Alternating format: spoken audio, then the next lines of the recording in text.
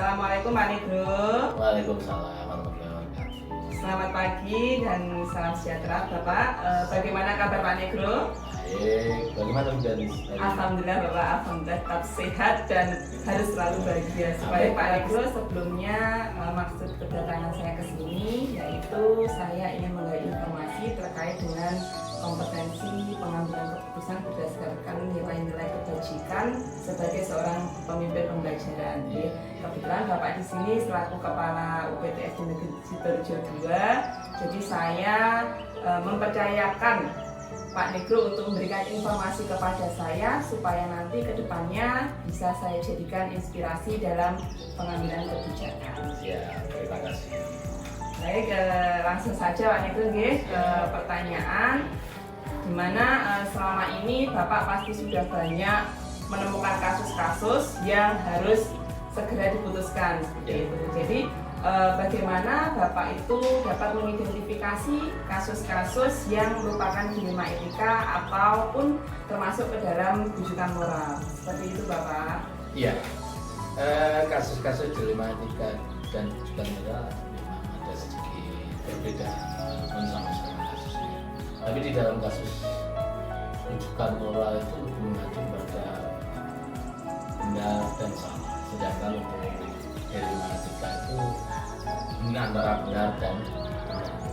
Dengan menganalisis apa sebetulnya saya ambil antara benar dan salah, itu di dalam rujukan moral dengan benar dan benar di dalam dilema etika, kalau boleh pilih-pilih ya saya lebih memilih ke dilema etika karena nggak terlalu berat. Tetapi kalau ini kasus harus kami hadapi, maka Mau tidak mau Pak. ya, mau tidak mau harus kami jalankan sebaik-baiknya seperti itu. Baik Pak Negro, kemudian bagaimana panjenengan dapat menjalankan pengambilan keputusan di sekolah, terutama untuk kasus-kasus di mana ada dua kepentingan yang sama-sama benar atau sama-sama mengandung nilai kebajikan. Dan saya yakin ini merupakan hal yang membingungkan ya Pak, karena kalau selama kita menentukan kebijakan itu pasti ada kontroversi dalam diri kita sendiri. Itu bagaimana cara mengatasinya?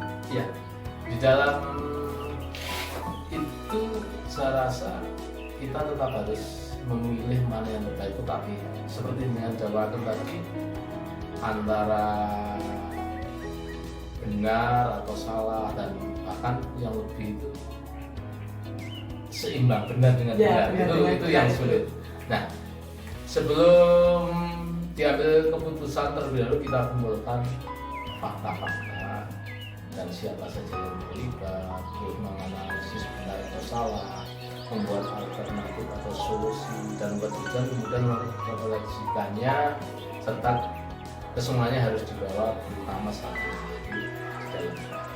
Selanjutnya diawali dengan penelusuran masalah, kemudian mengidentifikasi masalah hingga terbelah kesimpulan yang dipakai untuk pengambilan keputusan. Saya rasa seperti itu. Baik Pak Negro, apa yang dilakukan sudah sangat bagus ya Pak ya, dimana kita jenengan sudah melakukan identifikasi terlebih dahulu, kemudian memprioritaskan mana yang mendesak dan tidak mendesak. Kemudian prosedur seperti apa yang biasanya Bapak lakukan supaya masalah itu bisa menemukan solusinya dan Bapak bisa memberikan keputusan atas kebijakan itu sendiri Bapak? Ya, langkah-langkah prosedur yang saya ambil selama ini ya, yang yaitu menentukan penyebab permasalahan, terus menentukan siapa yang terlibat, begitu ya. Berdiri dengan warga sekolah, ya. Membuat beberapa solusi keputusan, terus menimbang lagi dari berbagai sudut pandang sebelum menentukan setiap keputusan yang dilakukan. Lebih lagi tetap kita bawa dalam sebuah doa itu yang kemudian hal-hal apa saja yang selama ini itu jenengan anggap efektif dalam pengambilan keputusan pada kasus-kasus dilema etika yang terjadi di sekolah Bapak ini? Nah, ini yang sangat menarik.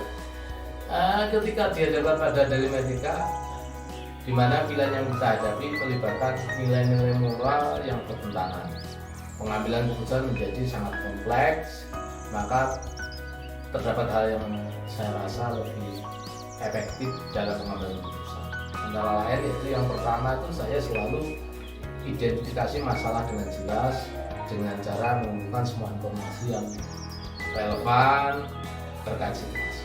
Siapa saja yang akan terpengaruh oleh keputusan ini itu sangat perlu pertimbangan ya. Terus apa saja nilai-nilai etika yang saling bertentangan dengan situasi. Untuk yang kedua, saya analisis pilihan dengan cara membuat daftar pilihan seperti itu dan mempertimbangkan konsekuensi atau apa itu sebab akibat dari jangka pendek dampaknya dampaknya maupun jangka ya, panjang.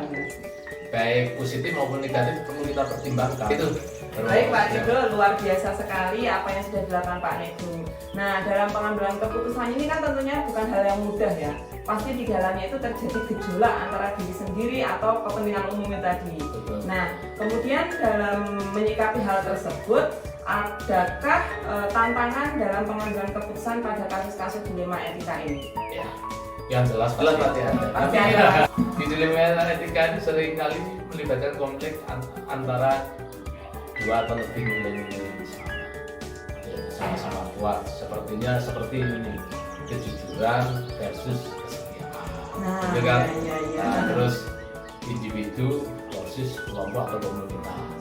Itu yang perlu kita pertimbangkan dan lebih-lebih yaitu jangka pendek versus jangka panjang. Oh iya. Nah, menentukan nilai mana yang lebih penting dengan situasi tertentu bisa sangat sulit dan subjektif, sangat sulit menurut saya.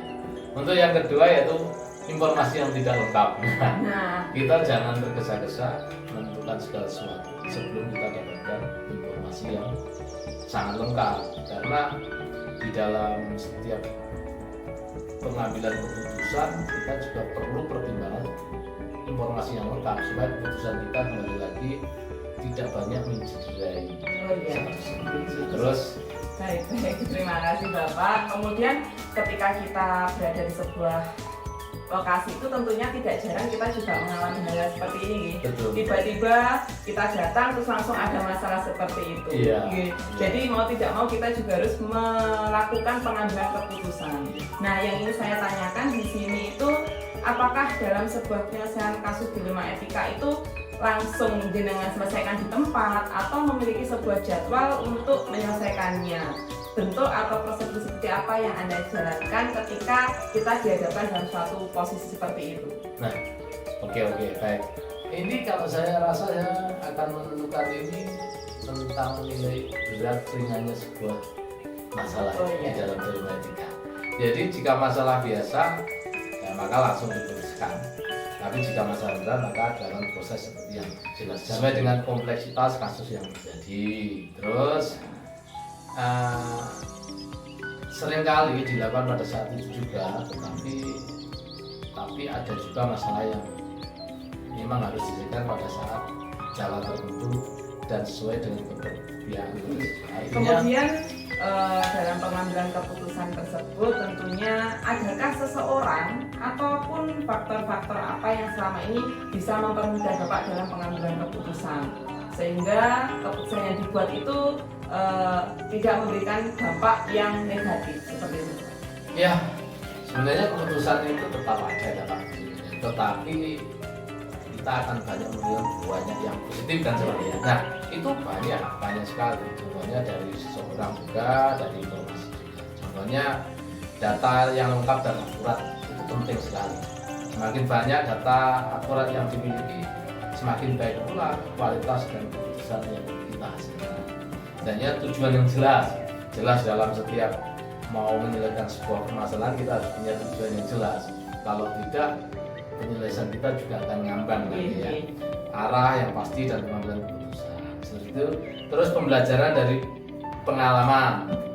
Nah, pengalaman yang dapat kita pelajari sebelumnya yaitu mungkin kita pernah menyelesaikan masalah-masalah dari sebelumnya dan itu berjalan dengan baik. Itu sebuah pengalaman yang untuk menentukan keputusan selanjutnya. Terus selalu mengajak warga sekolah ya untuk kolaborasi lagi untuk komunikasi timbulnya permasalahan, terus tujuan kita penyelesaiannya seperti apa. Terus pihak-pihak yang terkait, terus juga kita tetap beracuan pada aturan. Baik. Dari semua hal yang telah disampaikan Bapak Nido tadi, pembelajaran apa yang kira-kira dapat diambil dari pengalaman panjenengan dalam mengambil keputusan tersebut, Bapak? Ya, terima kasih dari yang telah disampaikan tadi, yaitu pentingnya informasi. Saya rasa informasi yang lengkap dan akurat sangat penting dalam mengambil sebuah keputusan etika. Tanpa informasi yang cukup, kita bisa membuat keputusan yang jelas mesti salah. Iya. Seperti itu kan. Peran emosi yang diambil pun akan selalu berbeda-beda kan, Ya, karena tergantung pribadinya Mas. ya. Terus konsekuensi tindakan.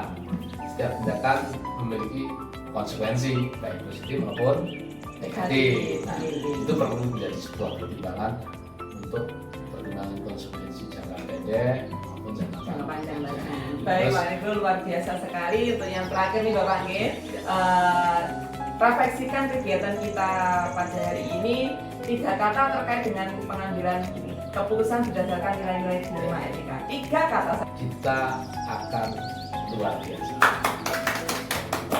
Terima kasih Bapak Nido atas waktu yang telah diberikan. Sebelumnya semoga yang disampaikan oleh Pak Nido bisa bermanfaat untuk saya ke depannya dan membawa kebaikan untuk kita semua. Sama-sama. Mungkin itu dari saya. Mohon maaf apabila selama kita berkegiatan pada hari ini ada salah kata yang kurang berkenan dari Bapak. Saya mohon maaf ya Pak Nido. Sama-sama. Mungkin itu dulu dari saya. Monggo Bapak melanjutkan kegiatan selanjutnya. Siap. Terima kasih Bapak. Ya. Assalamualaikum. Waalaikumsalam warahmatullahi wabarakatuh. Assalamualaikum Bu Dia. Waalaikumsalam, Anis. Bagaimana kabar Bu Dia hari ini? Alhamdulillah sehat. Anis apa kabar? Alhamdulillah Bu Dia sehat dan selalu bahagia. Jadi begini Bu Dia, maksud dari kedatangan saya di sini itu yang pertama silaturahmi, yang kedua saya di sini mau mohon izin, mau minta waktu Bu Dia sebentar untuk melakukan wawancara terkait pengambilan nilai-nilai kebajikan dilema etika sebagai seorang pemimpin. Apakah Bu Dia berkenan? Baik Bu Dia, langsung saja ya. Di sini yang ingin saya tanyakan yaitu bagaimana Bu Dia itu dapat mengidentifikasi kasus-kasus yang merupakan dilema etika atau bujukan moral. Baik, begini Bu Anis. Saya akan melihatnya dari segi hukum. Apabila kasus tersebut melanggar hukum, maka itu sudah tentu benar melawan salah. Namun jika masih dikatakan benar melawan benar, maka itu termasuk dilema etika. Kalau dilema etika itu lebih menekankan pengambilan keputusan yang tepat dan bijaksana karena tidak ada keputusan yang salah di dalamnya. Sedangkan bujukan moral itu adalah antara benar dan salah. Bu Dia, kemudian selama ini bagaimana Bu Dia itu dapat menjalankan pengambilan keputusan di lembaga yang Bu Dia tempati, terutama untuk kasus-kasus di mana ada dua kepentingan yang sama-sama benar atau sama-sama mengandung nilai kebenaran. Sebelum keputusan itu diambil, terlebih dulu kita harus mengumpulkan fakta, siapa yang terlibat, menganalisis benar salahnya, kemudian membuat alternatif solusi, dan membuat keputusan kemudian merefleksikannya. Utamakan yang menjadi prioritas dengan keputusan itu berpihak pada murid, tetapi tetap memegang teguh kebijaksanaan. Baik Bu Dia, kemudian langkah-langkah atau prosedur seperti apa yang bisa Bu Dia lakukan selama ini untuk pengambilan keputusan tersebut? Selama ini saya yang pertama adalah menentukan penyebab permasalahan. Setelah penyebabnya ketemu, kita menentukan siapa yang terlibat.